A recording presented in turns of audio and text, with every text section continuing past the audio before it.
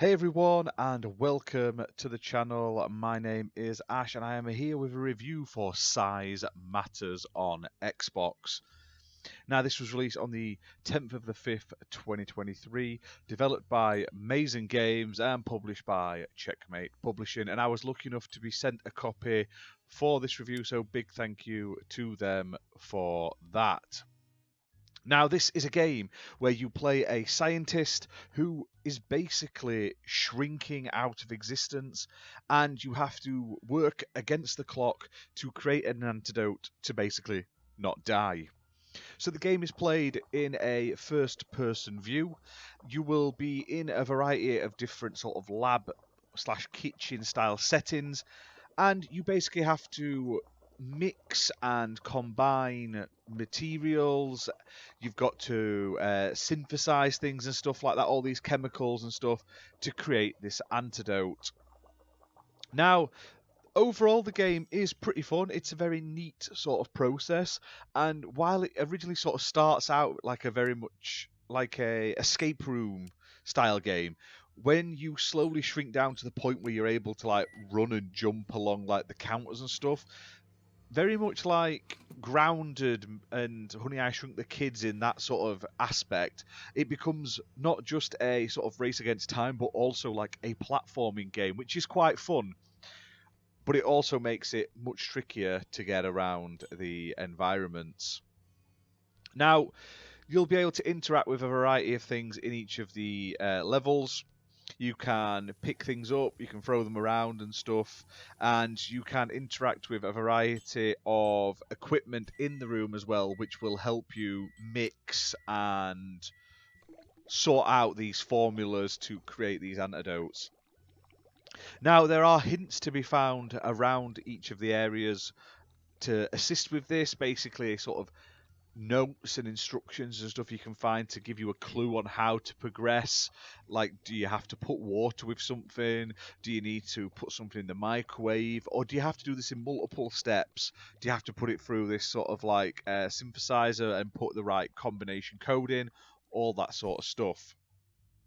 Now, gameplay, it's a very simple gameplay loop, but obviously it does get harder on different difficulties. And obviously the countdown timer really ramps into effect on the harder levels, as well as your shrinking mechanics. Now, one thing I do like about this game, it does include like multiple preset levels of difficulty, from beginner all the way up to like crazy. And you can then also customize your sort of difficulty and actual gameplay levels for much more replayability. You can basically go, I want this to be harder, this to be faster, and you can set it to your play style. Now, the core gameplay is fun. It does get a little repetitive after a while. It's one of those games you'll play for a couple of hours, and you might come back every now and again to play a run or two of the game. The graphics are okay. They're nothing fantastic. There's 6 different sort of locations to look at, each of them with a variation of objects and interactable things to be found in them. I did like that some of the achievements are very comedic as well, do silly things to unlock some of the achievements. I always like games that put that in. Now, the game, unfortunately, is let down by some of the controls. It can be like very finicky at times to pick certain things up and put them in certain places and do certain things. Sometimes it works absolutely fine, and other times it just doesn't want to do it. And when you're trying to do it at speed to beat a time limit, it can be a bit frustrating. Now, like I say, the environments are interesting, not super sort of amazing. They're all pretty much just lab settings, although there is like a kitchen living room one which I did like as well. It did sort of change it up from the sort of school aesthetic sort of laboratory. But they all give you a little bit of replayability, being able to go into the different environments and interact with all the different things in them and stuff like that. Now, a game usually lasts for about 15 minutes, depending on how quick you get through it. And I quite enjoyed it. It's not perfect, and I'll probably not go back to it too much now. I've played through all of the levels and stuff like that. But it's a fun little sort of game. Is it perfect? No. It feels like it would work really well in VR, although maybe jumping on the cabinets and stuff like that would make you feel a little sick.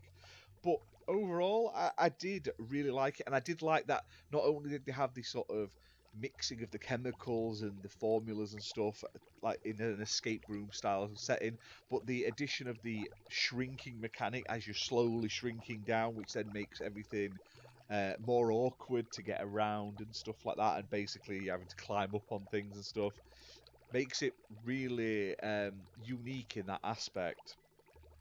Now, the game is priced at £8.39, playable on Xbox One and Xbox Series X and S consoles. And yeah, give it a try. Like I say, it's just the controls that let it down. Otherwise, like I say, the core gameplay is solid enough, if not a little repetitive at times. But if you're going to play it in short bursts, you're going to have a good time. But that's it for this video, guys. Hope you've enjoyed it. If you have, hit that like button, hit subscribe, and we'll see you soon for more gaming content. Bye for now.